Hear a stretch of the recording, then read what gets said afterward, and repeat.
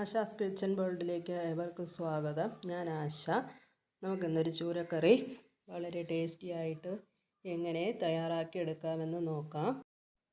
നിങ്ങൾ ആദ്യമായാണ് ഈ ചാനൽ കാണുന്നതെങ്കിൽ ഈ ചാനൽ സബ്സ്ക്രൈബ് ചെയ്യുക, ഷെയർ ചെയ്യുക, ലൈക്ക് ചെയ്യുക, ബെൽ ബട്ടൺ പ്രസ് ചെയ്താളെന്ന ഓപ്ഷൻ കൂടി എനേബിൾ ചെയ്ത് വയ്ക്കുക.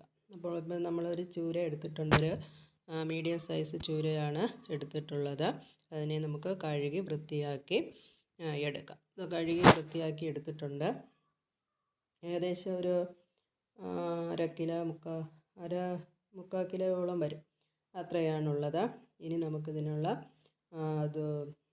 മസാല തയ്യാറാക്കാം.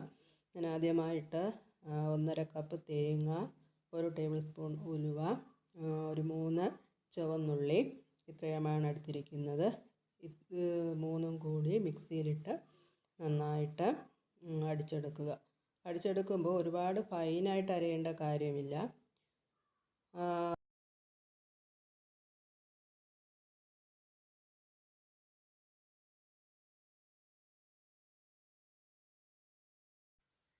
ഈ ഒരു അളവിന് വെള്ളം വീഴ്ത്തി ഈ ഒരു പരുവത്തിന് വേണം അരച്ചെടുക്കാനായിട്ട്. എങ്കിൽ മാത്രമേ നമുക്ക് മീൻ കറിക്ക് ടേസ്റ്റ് ഉണ്ടാവും. ഒരുപാട് ഫൈനായിട്ട് അരയേണ്ട കാര്യമില്ല. ഇനി നമുക്ക് ഏതെല്ലാം മസാലയാണ് വേണ്ടതെന്ന് നോക്കാം.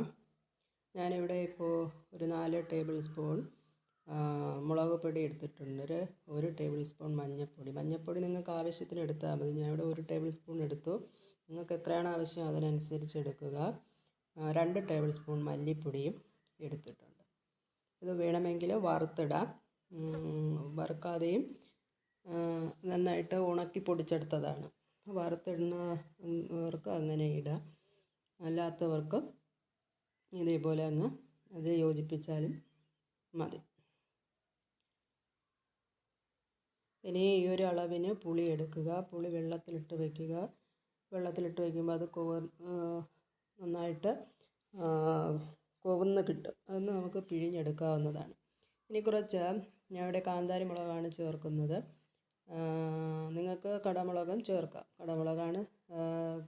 കടമുളകും ചേർക്കാം, കാന്താരി മുളകും ചേർക്കാം. ഞാൻ കാന്താരി മുളകാണ് ചേർക്കുന്നത്. ഈ ഒരളവിന് ഞാൻ കാന്താരി മുളകും എടുത്തിട്ടുണ്ട്. ഈ ഒരളവിന് വെള്ളം വയ്ക്കണം. ഇതിലേക്ക് കാന്താരി മുളക് ഇടുന്നു. വെള്ളം ഒരുപാട് കൂടിപ്പോവില്ല. ഈ ഒരളവിന്, അതായത് വെന്ത് കുറുകി ചാറ് കിട്ടാൻ പാകത്തിന് ഈ ഒരളവിന് വേണം വെള്ളം വീഴ്ത്തേണ്ടത്.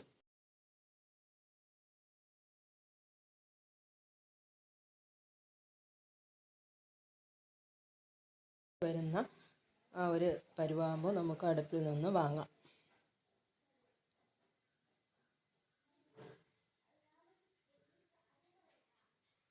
ഓക്കെ, ഇതേപോലെ എണ്ണ തെളിഞ്ഞ് വരണം. ഇനി കടുക് പൊട്ടിക്കാം. വെളിച്ചെണ്ണ വീഴ്ത്തി അതിലേക്ക് കടുകിട്ട് പൊട്ടിയതിന് ശേഷം കറിവേപ്പില, 2-3 വറ്റൽമുളക്, അതുപോലെ വട്ടത്തിനരിഞ്ഞ് വെച്ചേക്കുന്ന ചെറിയ ഉള്ളി ഇത്രയിട്ട് നന്നായി വഴറ്റി എടുക്കുക. നന്നായി വഴറ്റിയെടുക്കണം.